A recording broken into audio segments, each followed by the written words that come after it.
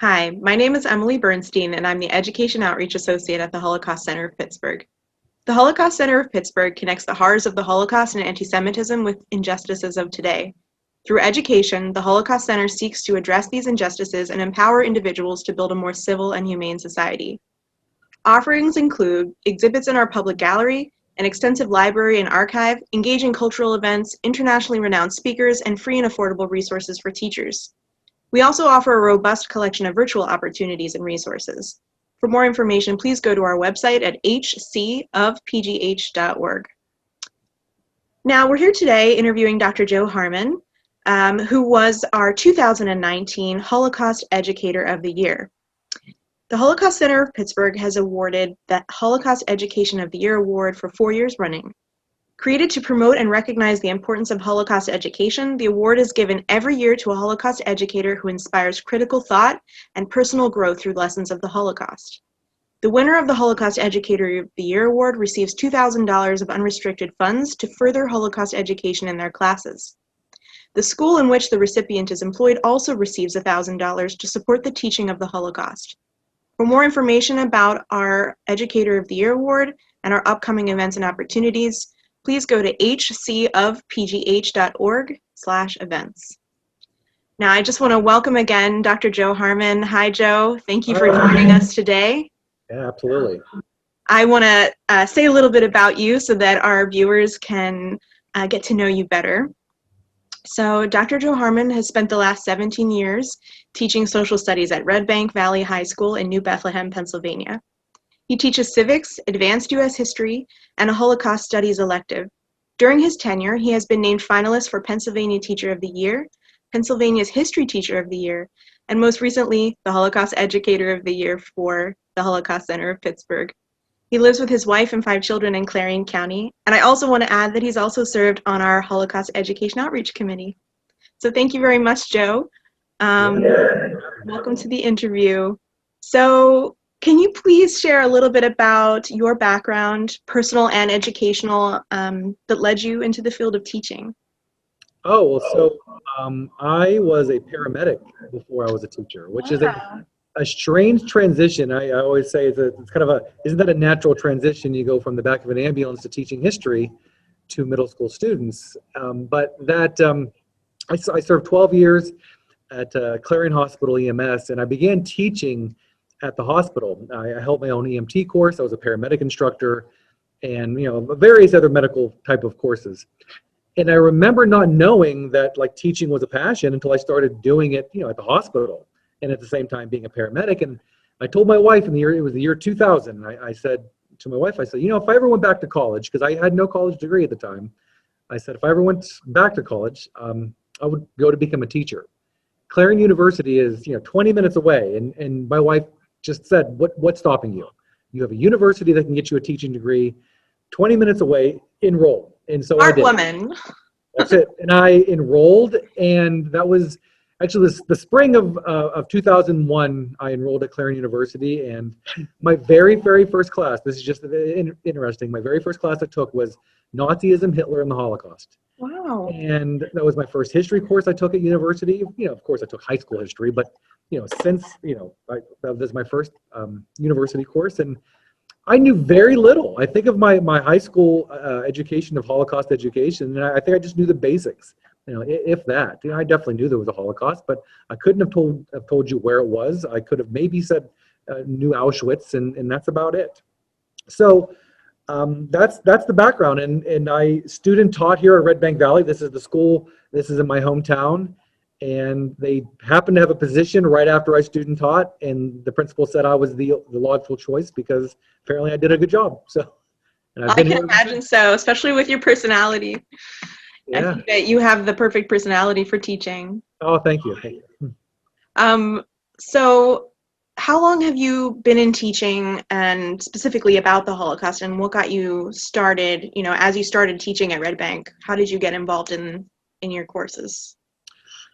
This is my 17th year in the classroom, and I've always tried to position myself to teach things that I, of course, want to teach and think that should be taught based on the Pennsylvania curriculum and standards. And when I first started teaching, I was teaching Pennsylvania history, which was the same items they were learning the next year in ninth grade. So I was covering the Declaration of Independence, Revolutionary War, and then they'd relearn it in ninth grade, which seemed so silly. Why are we doubling up?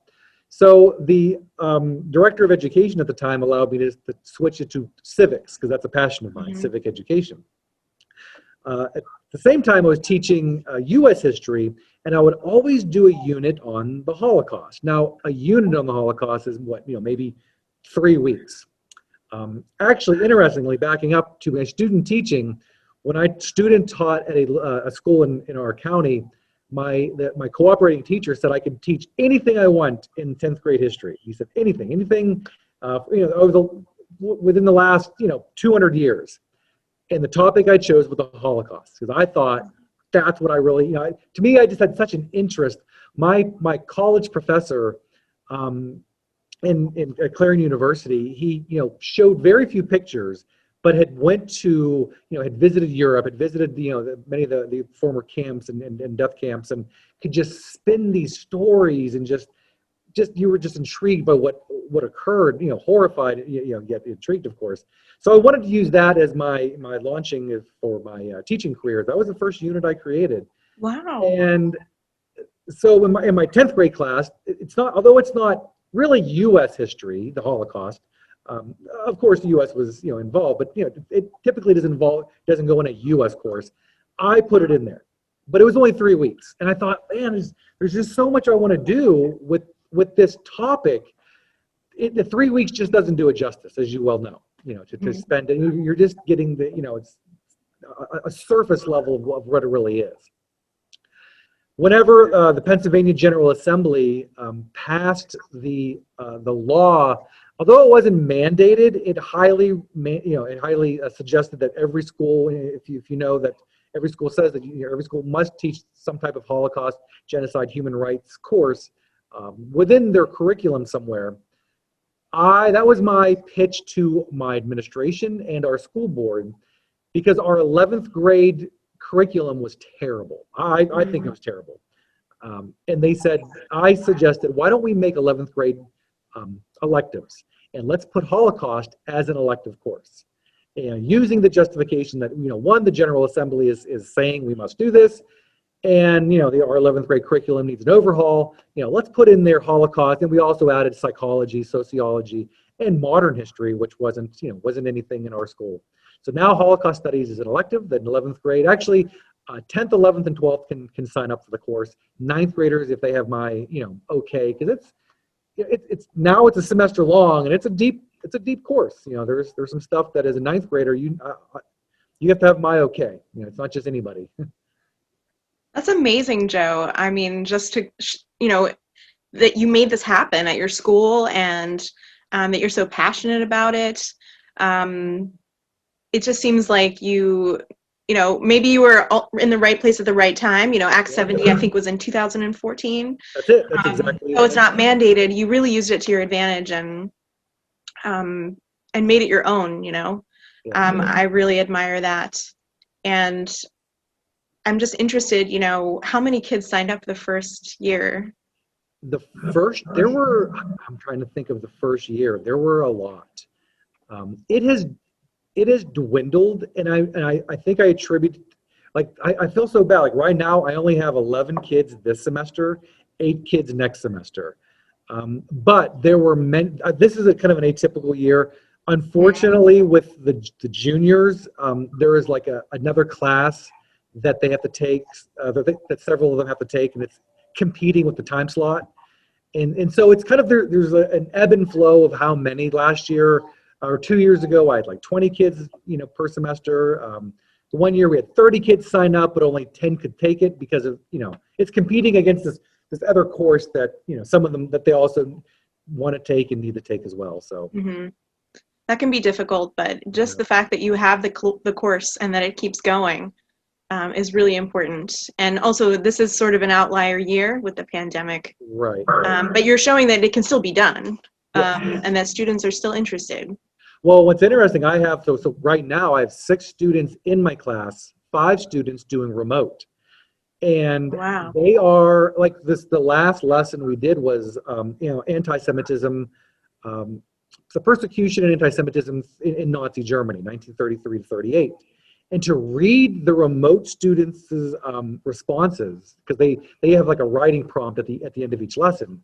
It's like they're sitting in my class, because I'm recording the lessons, giving them the pictures, having the videos with some additional readings and such. So they have like this very regimented thing that they have to to deal with and watch, and they're getting the same stuff, even not sitting in my class. That's awesome. So, speaking of teaching, what qualities do you think of when you think of a great teacher or in great teaching? Yeah, so that's a good question, and I think a lot of it depends on your philosophy of education. But but part of it, I also think that no matter what your philosophy is, great teaching involves a teacher being very knowledgeable of their content. And I think of the Holocaust class, that's especially true for that course. I feel like that we owe it to history, we owe it to the victims to get it right. I always say that if I mess up something in civics, so be it. I can, the kids can discover it. If I accidentally say there's 437 members of the House of Representatives versus 435, oh well, they'll find out later that it's 435. I know that's not perfect, but I feel the Holocaust, that's something that I owe it to get right. And so it takes a lot more to really get the knowledge and unpack everything. And I also think a good teacher engages in students in meaningful learning, which is a lot easier in 8th grade civics, because I can connect students with the learning with their lives. It's really answering that question, why is this important? And I think a good teacher makes students really think critically about the subject. As a history teacher, I always think that I'm not training them to be future Jeopardy champs. I'm not sitting there just to get them to rote memorize, facts and people and dates. I mean, although some of those are extremely important, a lot of that stuff with modern technology, you can Google. The Franco-Prussian War, when did that end? I don't know. I'll look it up. I know it's the late 1800s, but that type of stuff, I feel like that's why did the Franco-Prussian War occur? What led to that? Those are those big questions I feel a good history teacher should be able to wrangle. And I also think, kind of like away from the teaching aspect, a good teacher not only cares about his students, but cares about his practice, continually learning. People ask me, why did I get a doctorate of education? What did it serve me in public school? Really nothing. Do I get much more money? I'm not in this to be a millionaire. I didn't get extra money, but I felt like I owed it to my students to be the best at my craft as I could. And so I continue to make sure I improved myself to the end. I can't go any further. So and it's not just that, it's constantly being knowledgeable and adding more tools to your pedagogical tool belt, and constantly reading more about, especially the Holocaust, constantly reading and learning. And just when I think I know a lot, or I think I'm never an expert, but that I know quite a bit, I read something else and go, wow, I didn't know that. And I feel bad I didn't know it. And I keep adding it, and which makes the semester-long class even more difficult, because I got to maybe pull something out or go quicker. So it's a constant battle. But that's very admirable that you keep constantly self-educating, and I think a lot of our novice teachers could learn an important lesson from that teaching really is an experiment. Whether you're teaching civics or an elective, you're constantly improving your craft of teaching and your practice, and that really shows. And I think that as people go along, I was a teacher a long time ago, but I think that as you go along, you build confidence through that practice. Yeah. And that's something that's very important in Holocaust education, that to build the confidence that you know the material, and to build the confidence even to say that you don't know something. Yeah. And not to make something up. And I think that's something as a Holocaust educator, if you don't know, just say I don't know. Mm-hmm. Versus making something up, which could just have horrible ramifications, of course. Yeah, and I think that students actually respect their teachers for that, especially with such an enormous topic. Yeah, right. So, what literature or teaching methods do you draw inspiration from to craft your Holocaust and Human Rights unit, or your elective rather? Can you tell us a little bit about your approach?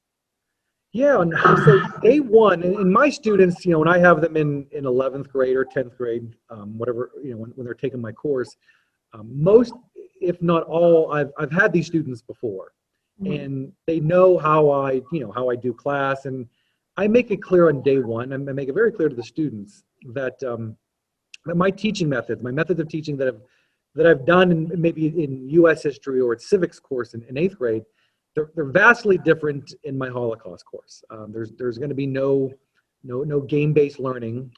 There's no gamification, no simulations, which I rely upon heavily, in civics and U.S. history. I don't do any zany antics. I'm not going to do a song and dance, which I'm known to do in the other classes. Um, Very commonplace in my other classes, but I'm very clear up front, and I'm very upfront that that's not a part of the Holocaust class, and they get it. It's not like they're going, "What? This doesn't make sense." They completely understand, and I really draw inspiration from Elie Wiesel's quote, "Listening to a witness makes you a witness." Mhm. And I even have a bulletin board in my classroom, and I wish I could show you, that just says "bearing witness," and it has all just pictures, and I have a poster from Echoes and Reflections that really inspires me. And I advise my students that my aim is for them to become a witness of the atrocities of the Holocaust, to pass on what they know. Each day or each week, or quite often we're losing, the survivors, the people that could tell their tale. I think of I can't remember when he passed. I think it was last spring. Sam Gottesman, Yeah. who I got to hear in a webinar, and then I get to see him at the Holocaust Center, and just I brought my students there, and they were just, everything that he was saying, they were just listening to him and taking it in, and they all get to go up and hug him. But that's going to end. That's all going to be over. Just because of age, and as time passes, and so it's our generation, my generation as a teacher. It's my responsibility to pass that along, to tell his story through video, to tell his story of, I was a witness to Sam Gottesman's story because I heard it. And so I'm going to pass it to you. And so I impart on them. Now you get to pass it on to your kids and to their kids, and to keep that going, because without that, we have ignorance, we have denial, we have, all the things that we see happening now. So I think of the person maybe that inspired me, the last couple of years, the person that's truly transformed my knowledge of Holocaust education, and how I approach it is Yad Vashem's project director, Cheryl Ochayan, who I went to Poland with. I was one of 20 teachers that got to go to Poland and tour some just amazing, yet amazingly, unbelievably sad places, for a week in 2018. Truly humanized the Holocaust for me, and there's other 19 teachers that were with me. Mhm. Instead of just focusing on the numbers, that's 6 million, she weaved in those personal stories. And so at first I wasn't as knowledgeable. I mean, I'll admit, year one, I wasn't as knowledgeable, but I think of now how I continue to grow in knowledge and able to weave that's those same stories, just as Cheryl did for us in Poland. That's amazing that you had that opportunity, and that you brought back the personal element. Um, at the Holocaust Center of Pittsburgh, we highly encourage teachers to use testimony and to use primary sources like children's diaries. Right. And it sounds like you really sort of incorporated this naturally as your tendency as a teacher. But if anyone watching this film or this interview really needs some resources in terms of personal firsthand accounts, the Holocaust Center of Pittsburgh is very happy to connect you with our Holocaust survivor testimonies, which are now online. We miss Sam Gottesman so much, and we are losing survivors every year. So now more than ever, it's important, if you have the opportunity to take your students to a virtual event where they get to meet a survivor, now is the time. And we are offering that. While we really hope that we can have you and your students again in person, that will eventually happen. For the time being, we are offering not only opportunities to hear survivors, but to hear the second generation, the children of survivors. And it's a very wonderful and meaningful experience. So I just wanted to let everyone know that too, but we really look forward to the day when we can have you guys back. Yeah, we're coming back. Every year, just come back every year. We've always got new things. So, how do you feel about Holocaust education in terms of how it adds to your teaching and your students' lives? Do you see a change in your students after they experience your curriculum? Any changes in your school community? That's a difficult one, to think about this, the overall school community, that overall meta question. That's tough because I don't necessarily see like these large changes, but individually, I see students walking away from my course with an emotional experience where it tugs at them. It like they get it. My course doesn't begin just diving into into the final solution. That's not lesson one. And I think there might be this tendency to want to do that because you want to get right to it. Lesson one is pre-war Jewish life. We get to know the culture, traditions. It's humanizing the people that were dehumanized later on. Showing that these were people with lives and live scattered throughout European communities. And it's only about midway through the course. Actually, for my class right now, we're at the end of we're actually towards the end of October, and I just got to the ghettoization of Jews. When of course Nazi Germany attacked Poland. So it's taken this long to get to that point. And by this point, my students are invested in the events leading up to the Holocaust. The students who have taken my course, what I've seen is they're definitely more sensitive to anti-Semitism. They've spoken of it. They might have heard a Jewish joke and have remarked to me that they're offended by it. They're definitely more sensitive to xenophobia in general. And like I said, I've heard them speak out more against hate and unfairness, and which to me I think that's a humongous win when I hear that. Definitely. Teaching really is shaping human beings. Yeah.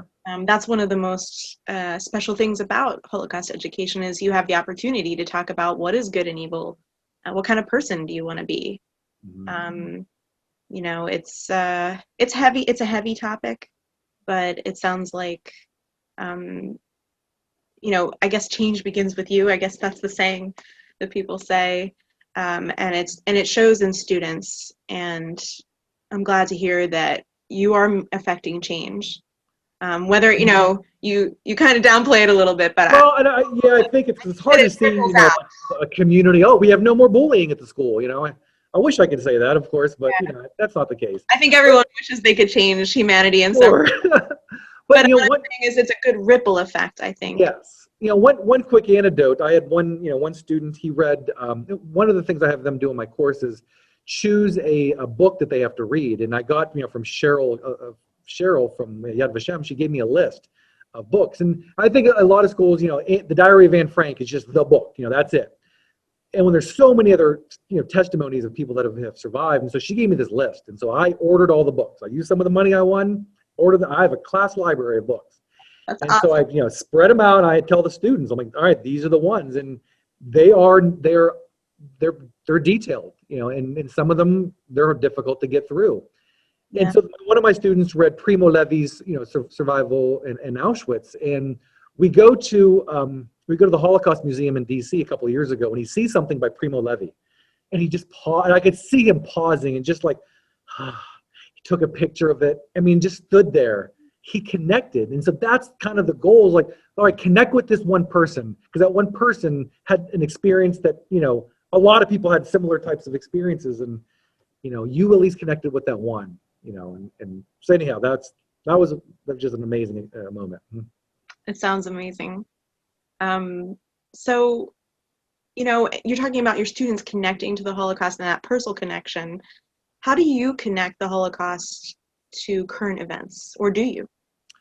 I don't necessarily have like a lesson that I do, but throughout the course, there are definitely things that I insert, but if there's anything happening in current events that I can bring out, but constantly connecting what's happening in the world with our in-class learning, especially when uncover the events leading up to the final solution. When we get to the final solution, there's not much I can connect with modern world, unless it's, somebody who passes away. But I've not really connected anything with that, except for the other genocides, of course, that have occurred. But that in itself, most of the connection is done in the events leading up to. For instance, I think of the recent conspiracy hoax that's becoming more prevalent, QAnon. Yes. It's just this reverberation of that anti-Semitic trope that's in Protocols of the Elder Zion. And so when they see that, they're like, oh my goodness, that's this. I said, yes, this vast conspiracy of this group trying to, working behind the scenes, trying to do, whatever. I said, it's the same concept, just repackaged, with QAnon, with the Democrats or, whoever they're saying. So when we look at anti-Semitic posters and parade floats in Nazi Germany, we look at modern day examples, and I can't remember which specific country. I want to say Belgium, where there's this area where they're still doing anti-Semitic parade floats. In 20 was last time, I think it was 2019. I think they canceled the parade for the 2020 pandemic. But I said, these things aren't. They look like they're right out of Nazi Germany, but this is modern day. I said, that's why this is so relevant, and the kids get it. They totally understand. It helps them understand too that the Holocaust wasn't that long ago. Yes. People still living, for that is my wife's grandmother, who's 90, I can't remember, 93, still alive, still drives, goes to church. She's a wonderful, wonderful human being. She's like a month older than Anne Frank. And so I tell the kids, I said, listen, that Anne Frank could still be alive today. She's been 93. So they're like, oh, wow. I said, it's not ancient history. These people experienced it and they're still here. That's a really impactful way of putting it to them. Right. And it's also interesting to talk about not just the victims, like Anne Frank, but the perpetrators. Sure. The perpetrators could still be alive, and the bystanders, people who witnessed things happening in their town. It really puts things into perspective. So following up on that question about current events, recent events in our country have been quite heavy, including but not limited to the COVID-19 pandemic and nationwide riots against police brutality and systemic racism. Do you think that these are lessons that can be taken from the Holocaust to grapple with these difficult topics? Yeah, I think what we see in modern day, and by far, you have to be careful not to compare. You can't say, well, this is just like the Holocaust, or but you can definitely see, as I think it was Samuel Clemens, Mark Twain might have said this: history doesn't repeat itself, but it definitely rhymes. And so we definitely see some rhyming in history, and we see this us versus them rhetoric that was very prevalent in post-World War I Germany. We need a scapegoat for the pandemic, so it's the China virus. You're either Blue Lives Matter or Black Lives Matter, and so it's just us versus them, and that's really what I see in society, that you got to put a stake in the ground and say, this is where I am, and if I'm here, I can't be on the other side, and then we create these two opposing sides, and it creates this animosity and hatred. You're either Republican or you're Democrat, and if you're on either side, you can't. There's this volatility and hostility and hatred, and you can't. If you vote for this person, I can't like you, and I mean, it's ridiculous. We're all part of the same society, and we've got to figure this out. And we got to be, stick up for those that are being trounced on and put down. We see that their rights are being violated, whatever it is. And so I think there's a huge issue we can bring forward to today. And I also see a populace that can be misled by information. Information that could lead to hatred, that's this dangerous rhetoric, the xenophobia, all that stuff that, how do you get into the minds of people in Nazi Germany? Well, you control for them, they control the media. Not the government doesn't necessarily control the media, of course, but, social media is a huge issue in our country where people are just quick to believe what they read, whether it's, putting down another group or putting down a person. Jump to conclusions without really checking, is that true? Did that really happen? Did that, what did they say that? And there's like hardly any fact checking. So I think those are the lessons that we got to be careful that we're not, jumping to conclusions and pitting us versus them in our society that we saw leading up to the Holocaust. Not saying that we're leading to a Holocaust by any means, but I think we see those lessons of what problems can occur in society. Hatred is the biggest, a big problem that we've got to figure out and fix. So you talk a lot about social media. Is that something that you go over with your students and actually, examine modern types of propaganda so that they can relate to that in their life? I don't in my Holocaust course. I do with my 8th grade class. We look at propaganda and see examples of propaganda, and of course with my advanced 10th graders. But not necessarily. I guess I don't look at anything modern. And probably should. I'm looking for probably good resources for that to see how you could compare the modern, more contemporary anti-Semitism or contemporary just racism, prejudice just in general, and how that's playing out now. That's good feedback for us. Yeah. Because we're always looking for resources that really speak to teachers right now, and we can definitely work on developing or sharing that type of resource. And I know that's something Echoes and Reflections, who I use heavily and I'm involved with. I think that's a unit they continue to work on as well, because it is something that we see. Anti-Semitism did not go away. It is, I hate to say alive and not well by me, but for some it's alive and well, unfortunately. Yeah, we're coming up on the anniversary of October 27th, right. So it really hits home. Sure, that's So, what are some of the challenges you've faced in teaching the Holocaust? Is there any advice that you would give to an educator who will be teaching about the Holocaust for the first time, or maybe they're just a novice? Yeah, I think the biggest challenge is trying to fit pre-war Jewish life, history of anti-Semitism, the rise of Nazism, persecution of Jews, their ultimate ghettoization, and then the attempted complete annihilation, of course, during the Holocaust.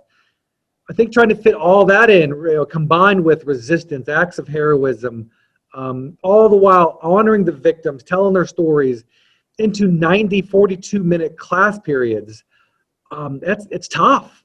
It's extremely tough. I feel like as I add something in, I feel like I have to take something out. And so my advice is this: don't beat yourself up. You're not going to be able to cover every minutia, every single story, every single location. It's an impossibility.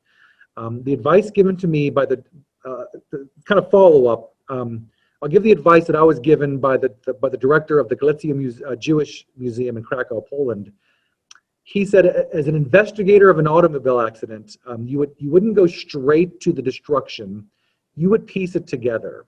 What led to the crash? What led to that destruction? And that takes time.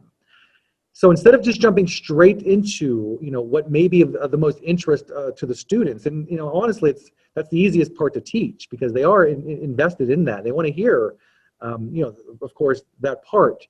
There's got to be this crafted and careful learning of how that came to be, and it takes time. And so, unravel what happened, then get to that. And the payoff, I mean, like I said, right now is we're into the ghettos, and they can see, just today I showed a picture of 20 people gathering around a table at the Warsaw Ghetto having Shabbat. And just that image, I said, there they are in the Warsaw Ghetto, where the conditions, they're probably starving, they're definitely hungry. Mm-hmm. The conditions were horrific. They're all packed in. There's probably strangers in that same room, yet Shabbat was important to them. And they dressed up and they had Shabbat. And without doing that pre-war Jewish life to see why that's important, that picture is just another picture. So that tugged at them and go, wow, that just means so much more now. So that's my advice, those two things put together. That is great advice. I think a lot of teachers are very hard on themselves because they're trying to accomplish so much and they're so passionate. Yeah. But that really helps to hear from someone who's been teaching for so long. Yes. That it's just a process of figuring out what works. And also, I really love your emphasis on pre-war Jewish life, because this is often something that when we're in the scramble of trying to figure out what can fit into the unit, we often skip from as teachers. And that's it's sad because we have such limited time, but this is so essential to understanding the loss. Yes. Understanding this vibrant Jewish world that was almost decimated, to the point where, Yiddish, while it's not a dead language by any means, Right. is not spoken by most Jews in the world anymore. But prior to that, had this very flourishing cultural, literary existence. Yeah. So I'm really glad to hear that you put so much emphasis on pre-war Jewish life, and that this really pays off in your students' comprehension of how big this moment in history was. Right. This is, another question that just kind of came to mind is, in terms of challenges, have you ever faced Holocaust denial in the classroom? No, not at all. Wow. Not whatsoever. So That's it's great. not even, I don't even, I think they know that I wouldn't even entertain it. Mhm. So, but no, the kids who take the course, one, of course, they sign up for the class. They want to take it. So I've not dealt with the issue. The one just earlier this year, I had a student, not in my Holocaust class, just in another class. I walk in and he's telling a very disgusting Jewish Holocaust joke, and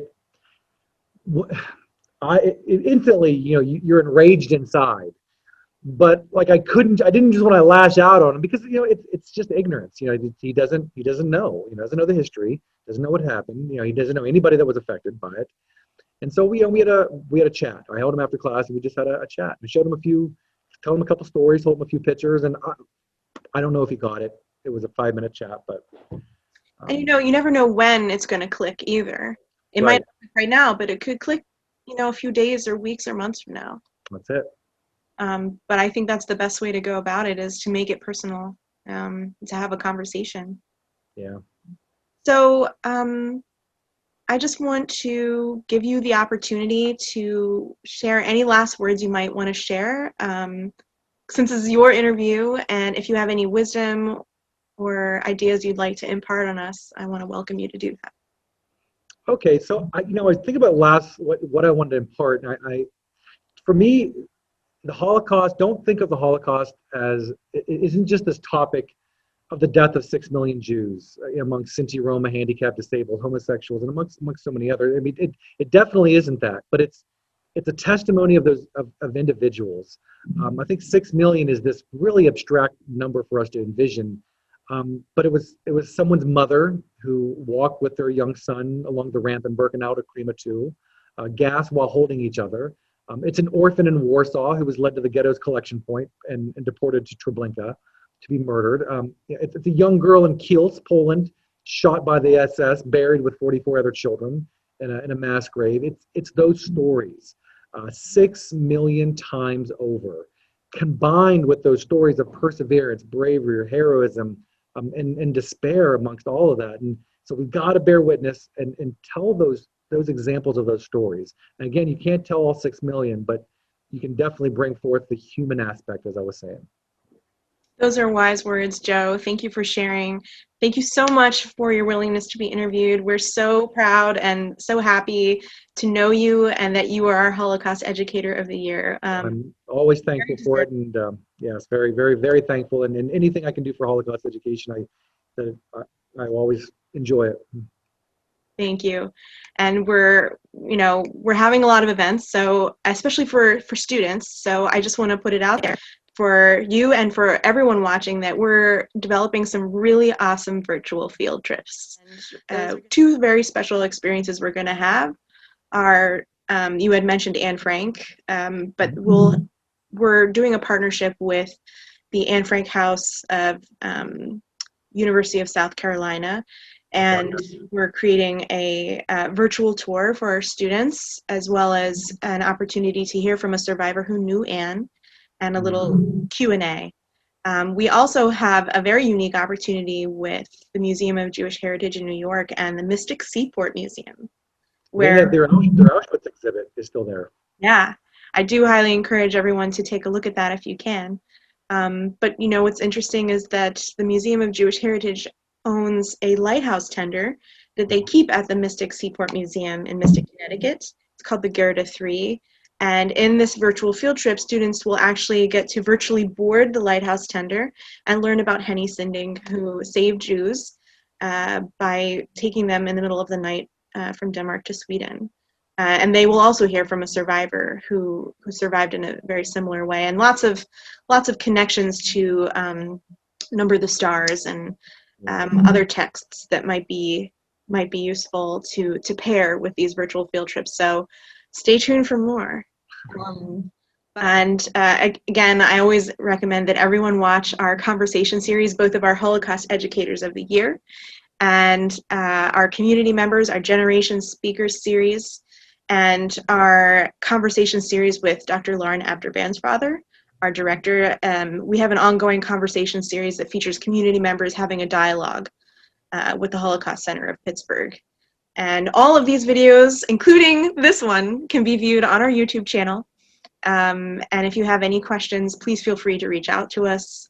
We may be virtual, and we're not in the office right now, but we're 100% there and ready to help teachers such as yourself do this really special task of teaching the Holocaust.